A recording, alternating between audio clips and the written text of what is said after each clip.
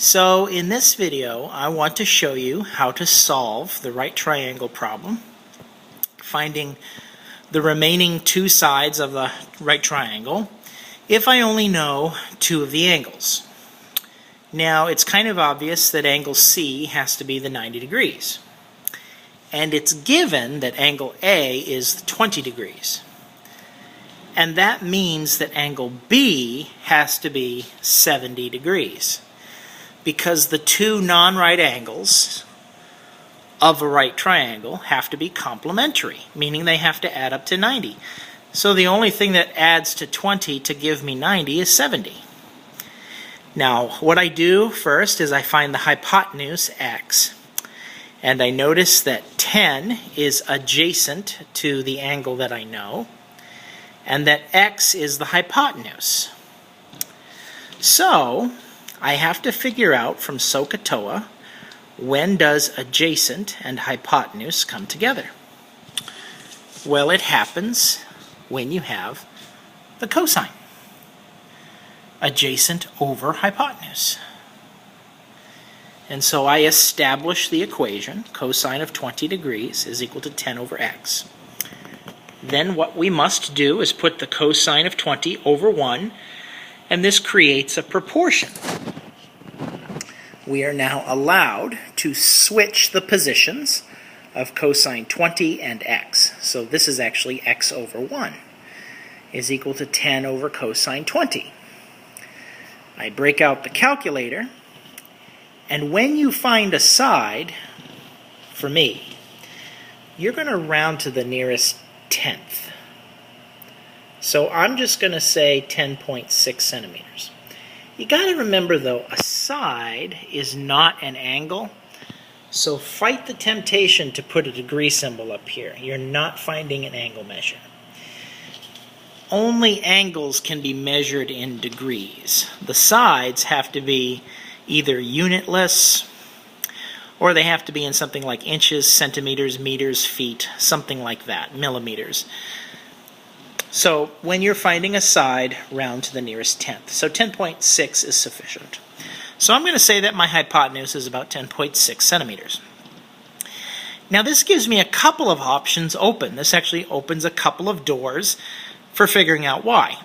And I'm going to show you the best and most efficient way, I think, to find y. And then I'm going to show you a second way, which is still good, but it's a little bit more error-prone.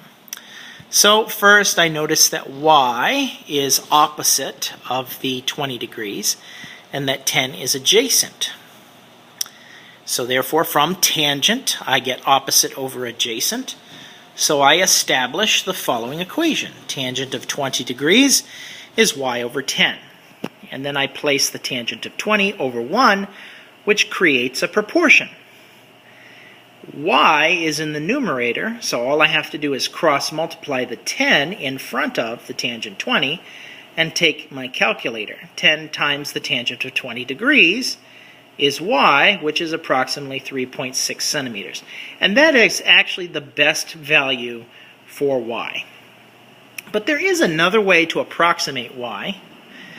I now know that x is approximately 10.6 centimeters. That's not perfect, by the way. There's a little bit of error in that calculation, but it's about that. So I could use the Pythagorean theorem to solve for y. And I could say 10 squared plus y squared is equal to 10.6 squared. Now you got to remember, when we found the hypotenuse, 10.6, we rounded.